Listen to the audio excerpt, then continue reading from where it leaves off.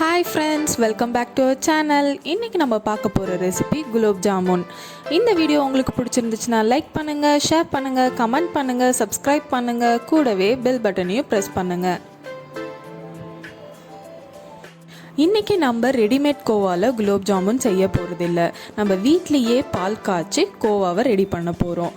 அதுக்கு நாங்க 4 லிட்டர் பால் எடுத்துருக்கோம். அந்த பாலை நல்லா காய்ச்சி அது பொங்கி வர நம்ம கிண்டி விட்டுட்டே இருக்கணும். பால் பொங்கி வந்ததுக்கு அப்புறமும் ஸ்டவ்வை ஹைலே வச்சு கிண்டி விட்டுட்டே இருங்க. இந்த கோவா செய்யறதுக்கு பாத்திரம் அடி கனமாக இருக்கிற மாதிரி எடுத்துக்கோங்க. இந்த 4 லிட்டர் பால் கோவாவாக மாறுறதுக்கு 2 hours ஆகும். அதில் ஃபஸ்ட்டு 1 மணி நேரத்தில் பால் இந்த அளவுக்கு சுண்டிடும். அடுத்த அரை மணி நேரத்தில் இன்னும் நல்லாவே சுண்டிடும். அந்த லாஸ்ட் அரை மணி நேரம் நம்ம கைவிடாமல் அதை கிண்டி விட்டுட்டே இருக்கணும். இல்லைன்னா அடி பிடிச்சிரும். அப்புறம் கோவா டேஸ்ட்டும் மாறிடும். அடி பிடிச்ச ஸ்மெல்லும் ரொம்ப நிறையாவே வரும்.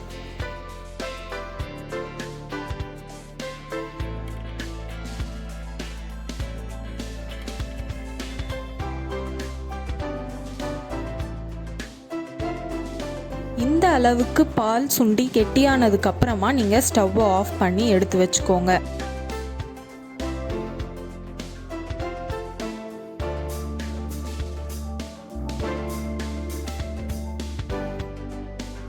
சூடு ஆறுனதுக்கு அப்புறமா நம்ம மெஷரிங் கப்ல 3 கப் மைதா மாவு ஆட் பண்ணிக்கலாம்.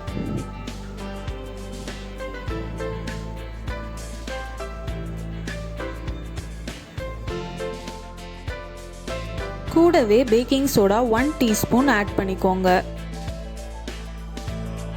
எல்லாத்தையும் நல்லா மிக்ஸ் பண்ணி விட்டுருங்க.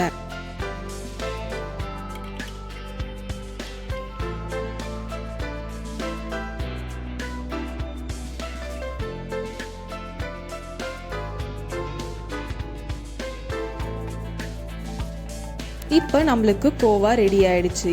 இப்போ இதை நல்லா ஏர்டைட் கண்டெய்னரில் ஸ்டோர் பண்ணி வச்சுருங்க. நல்லா 2 மணி நேரம் ஆனதுக்கு அப்புறமா நம்ம அதை உருண்டை பிடிச்சி வச்சுக்கலாம்.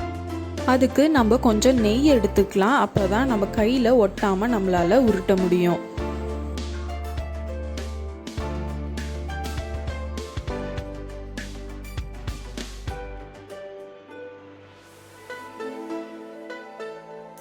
கையில் நெய் தடவி உங்களுக்கு எந்த ஷேப்பில் வேணுமோ அந்த ஷேப்பில் உருண்டை போட்டு வச்சுக்கோங்க.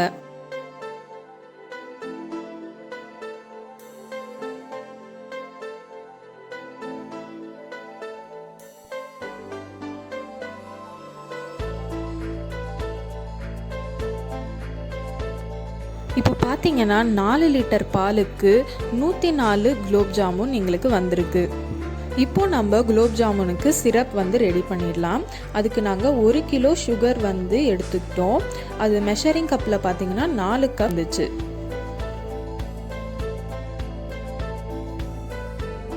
அதுக்கப்புறமா இந்த மாதிரி கிளாஸில் 5 கிளாஸ் தண்ணியை ஆட் பண்ணிக்கலாம்.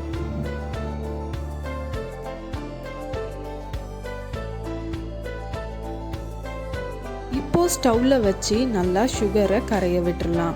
சுகர் கரைஞ்சதுக்கு அப்புறமா ஒரு கம்பி பதம் வரும்போது ஸ்டவ்வை ஆஃப் பண்ணிடலாம். சிரப்பில் கூடவே நம்ம ரோஸ் வாட்டர் 1 ஸ்பூன் ஆட் பண்ணிக்கலாம். அது இன்னும் கொஞ்சம் டேஸ்ட் கொடுக்கும். இப்போ உருண்டை போட்டு வச்சுருந்த குலாப் ஜாமுனை பொரித்து எடுத்துடலாம்.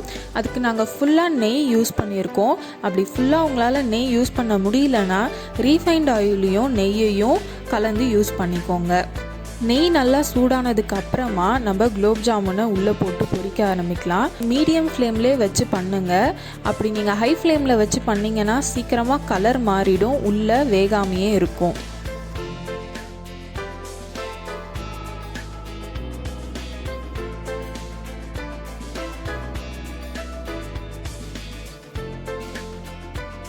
இது நல்லா ப்ரௌன் ஆனதுக்கப்புறமா நம்ம எடுத்துடலாம். எடுத்த உடனே சிரப்பில் போடாதீங்க. அதை கொஞ்சம் ஆற விட்டு அதுக்கப்புறமா போடுங்க. அப்போ தான் உடையாமல் வரும். இப்போது ஆறுனதுக்கப்புறமா அந்த குலாப் ஜாமுனை சிரப்பில் ஆட் பண்ணிடலாம்.